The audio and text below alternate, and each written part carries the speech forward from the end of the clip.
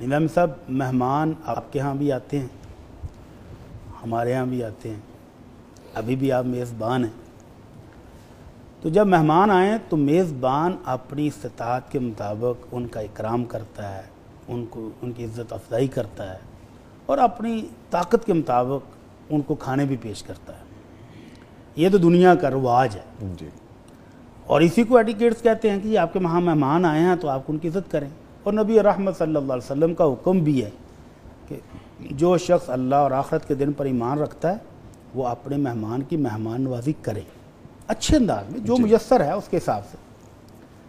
اب میں آپ سے پوچھتا ہوں کہ اگر مہمان بندہ عرش والے کا ہو تو پھر سبحان اللہ، سبحان اللہ، اگر میزبان رب العالمین ہو تو پھر اس ضیافت کے، اس مہمان نوازی کے پھر کیا ہی کہنے ہیں، تو وہ کیسے حاصل ہوگی؟ جی، یہی آج کی دعا، آج کا ذکر، آج کا وظیفہ اسی بارے میں ہے۔ ماشاءاللہ ماشاءاللہ۔ ایک بندہ گھر سے وضو کر کے اور فرض نماز پڑھنے کے لیے مسجد کی طرف جب چلتا ہے تو نبی رحمت صلی اللہ علیہ وسلم فرماتے ہیں کہ جو بندہ صبح کے ٹائم یا شام کے ٹائم اسی طرح گھر سے تیار ہو کے وضو کر کے مسجد کی طرف جا رہا ہے فرض نماز پڑھنے کے لیے، اعد اللہ لہ نزلا فی الجنہ، تو وہ عرش والا کہتا ہے کہ یہ میرا مہمان ہے، میرے گھر آ رہا ہے تو میں اس کی مہمان نوازی جنت میں تیار کر دیتا ہوں۔ سبحان اللہ، سبحان اللہ۔ اور جنت وہ جگہ ہے کہ اللہ رب العزت فرماتے ہیں جو وہاں آ گیا نا میری مہمان نوازی میں، لہم ما یشاؤون فیہا ولدینا مزید، کہ وہاں پر جو مانگیں گے وہ بھی ملے گا، جو دل میں خواہش پیدا ہوگی وہ بھی ملے گا۔ سبحان اللہ۔ دودھ کی نہر، شہد کی نہر، پاکیزہ شراب کی نہر، پانی، بہترین صحت افزا پانی کی نہر، اور پھر جنتی پرندے روسٹ کر کے، باربیکیو کا بھی انتظام ہے۔ اللہ اکبر۔ یہ ساری چیزیں اس مہمان نوازی میں شامل ہیں جو رحمان اپنے بندے کی کرتا ہے۔ تو مل کیسے رہی ہیں؟ گھر سے وضو کر کے فرض نماز کے لیے نکل پڑے اور اللہ کی رحمتیں اور برکتیں اس پر نازل ہونی شروع ہو جاتی ہیں۔ فرمایا جو وضو کر کے نماز کے لیے جا رہا ہے نا مسجد کی طرف، اللہ تعالیٰ اس کو اجر کیسے دیتا ہے؟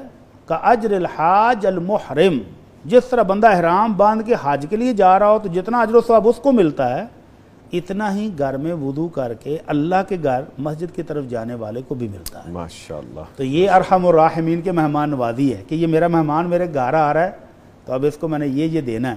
مہمان پہنچا ہے اللہ کے گھر کے پاس تو جا کر کیا کہتا ہے؟ بسم اللہ، دایاں پاؤں اندر رکھتا ہے تو کہتا ہے بسم اللہ، اللہ تیری توفیق سے، تیری دی ہوئی طاقت سے یہاں تک پہنچا ہوں تو اب تیرے گھر میں داخل ہونے لگا ہوں۔ والصلاۃ والسلام علی رسول اللہ، اللہ تیرے محبوب مصطفیٰ پر جس نے یہ سارے سلیقے طریقے سکھائے ہیں، اللہ اپنی رحمتیں اور سلامتیاں ان پر بھی نازل فرما۔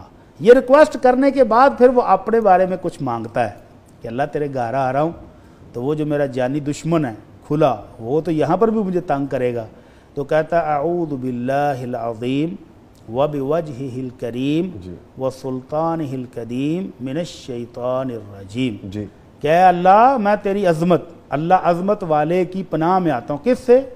وہ اللہ جس کی بادشاہت بھی بہت پرانی ہے، سارا اس کا ہی ہے، اس کے چہرے، معزز چہرے اور اس کی عظمت اور اس کی پرانی بادشاہت کے ساتھ میں اللہ تیری پناہ مانگ رہا ہوں۔ کس سے؟ شیطان مردود سے، کہ اللہ تیرے گھر میں آ گیا ہوں، اب مہمان کو یہاں تو نہ پریشان کرے، تو پھر مہمان کی یہ مہمان نوازی ہو، کیونکہ فرشتے اس کی اجازت کے بغیر تو آتے ہی نہیں۔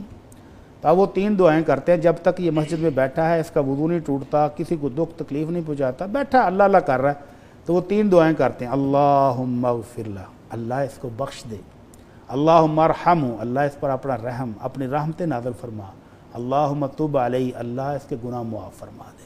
تو جب تک بیٹھا ہے مہمان ہے اللہ کا اور فرشتے اس کے لیے دعائیں کر رہے ہیں۔ تو یہ حاصل کیسے ہو رہا ہے؟ وہ ہے آج کا وظیفہ کہ اس کو یاد کر لیں۔ مسجد میں انٹر ہوتے ہوئے دایاں پاؤں اندر رکھنا ہے، بسم اللہ والصلاۃ والسلام علی رسول اللہ، یہ ایک الگ حدیث میں الفاظ ہیں، یہ بھی ساتھ شامل کر لیں تو بہت اعلیٰ ہے، وگرنہ یہ دعا تو ضرور پڑھیں، اعوذ باللہ العظیم وبوجہہ الکریم وسلطانہ القدیم من الشیطان الرجیم۔